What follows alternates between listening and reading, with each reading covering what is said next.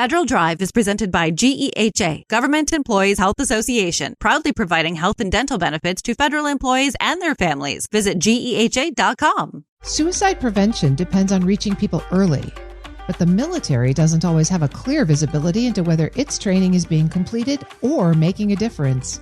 A recent GAO review highlights gaps that go beyond compliance. We hear more from Rashmi Agarwal, Director of Defense Capabilities and Management at GAO. Ms. Agarwal, thank you so much for joining me today. Thank you so much for having me.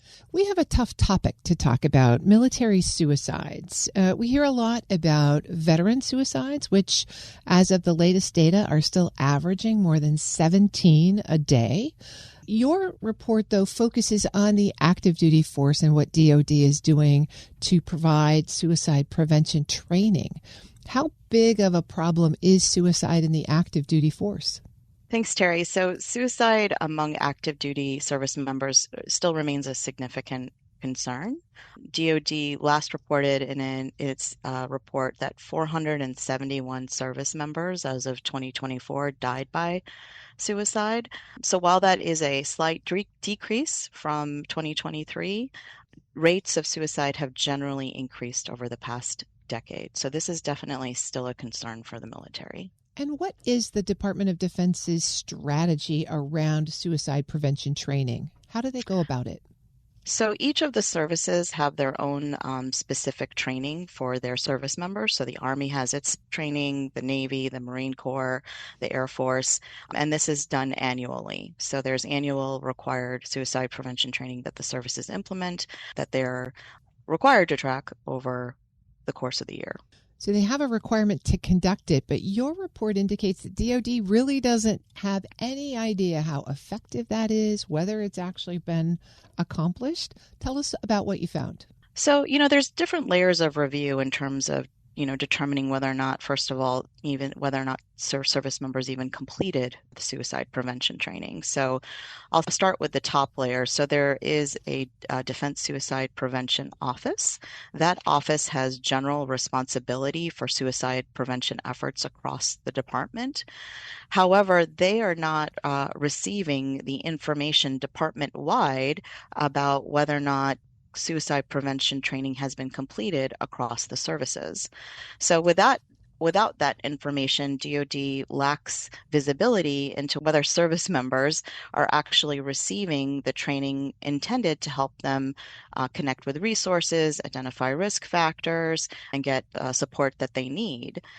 Going down one level, at the headquarters level, the individual services often rely on local commanders and units to manage compliance with suicide prevention training rather than conducting central monitoring at the headquarters level. So there's the Defense Suicide Prevention Office, which has general oversight, and then there's the individual services, the headquarters services offices, and they are really relying on the commanders and the units. Is this a systems problem? It's just hard to get data all the way back? Is it a prioritization problem? What's the core issue in terms of being able to manage accountability for this really important training? So I think it's really a management problem. It's really getting the information up to a central entity to have oversight of suicide prevention training across the department. So the DISPO just doesn't have the information it needs. It doesn't have the data it needs to consistently determine whether or not suicide prevention training has been completed from the military services. Several of the service headquarter offices told us they largely view training completion as a commander responsibility at the unit level. So what that means is that responsibility is decentralized and there's no single entity that has a complete picture of suicide prevention training completion across the department. I'm speaking with Rashmi Agarwal. She's Director, Defense Capabilities and Management at GAO. Rashmi, one of the other things that caught my eye in your report is that they really don't have an understanding inside DoD of whether they're actually even conducting the right kind of training. They don't have any way to assess the value of the training content itself. What did you find there? So what's really largely missing is a structured evaluation of the training. So some of the services, they were using surveys or collecting other participant feedback, but we found that they generally have not developed comprehensive evaluation plans that link the training activities to their intended outcomes. So effective evaluation would include, for example, specific short, intermediate, long-term outcomes.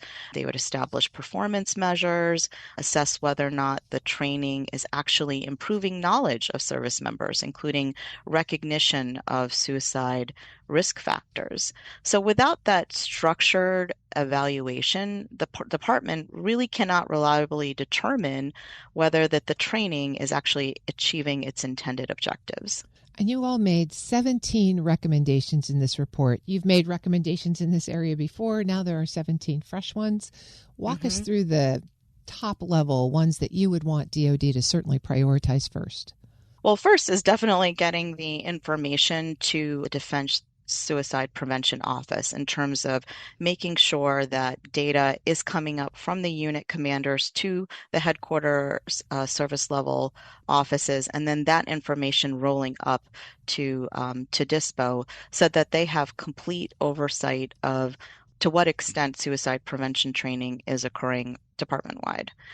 The other set of recommendations is then really targeted at the individual headquarters service level offices conducting the types of evaluations that they need to make sure that the training objectives are being met. You know, how well is the training actually meeting intended outcomes? And then the last set of the recommendations that we made is really focused on going forward. So back in January of 2023, the department had stood up a suicide prevention and response independent review committee that looked at suicide prevention generally across the department. And they had issued a report in January of 2023 with 117 recommendations, 18 of which were focused specifically on non-clinical suicide prevention training.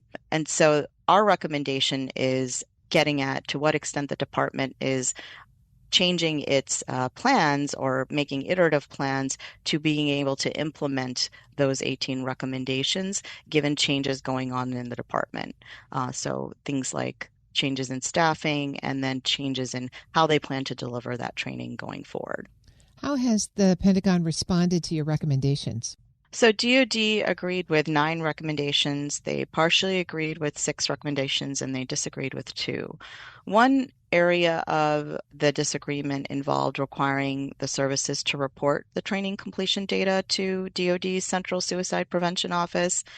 We continue to believe that that recommendation is valid because DoD needs reliable data to oversee training and make informed decisions. We also maintain that regular updating of implementation plans for future suicide prevention training efforts is important given ongoing organizational changes as well as staffing changes. The report does say GAO is uncertain.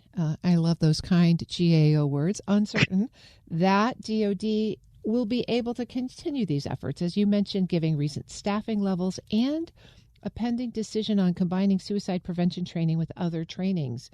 Tell me more about that. So the department is doing a re-examination of the various trainings that they have across the department and really determining which trainings are in alignment with their current objectives and priorities. So what they've done is they're making an evaluation whether or not to combine certain trainings together, so including suicide prevention training, combining it with other trainings.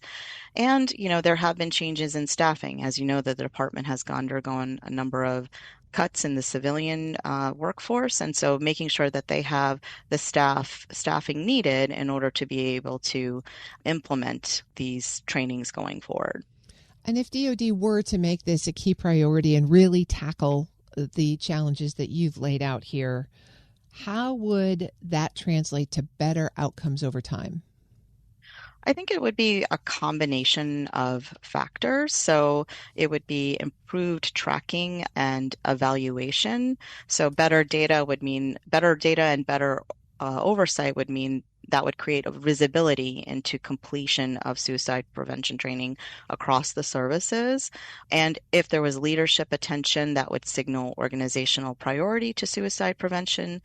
I think GAO specifically recommended requiring the services to report completion data, improving the headquarters monitoring, developing the evaluation plans, and strengthening project management. And it's the combination of those actions that would create the conditions for informed decision making and sustained accountability going forward.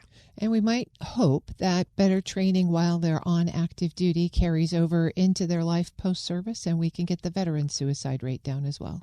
Yes, while we didn't look at that correlation between active duty service and their transition to veteran status with regards to suicide prevention training, theoretically that would make sense that, the information that they're getting while they're in active duty would resonate and carry over as they transition over to veteran status. Rashmi Agarwal is Director of Defense Capabilities and Management at GAO. Thank you so much for joining me, and thanks for sharing this really important report with us. Thank you so much for having me.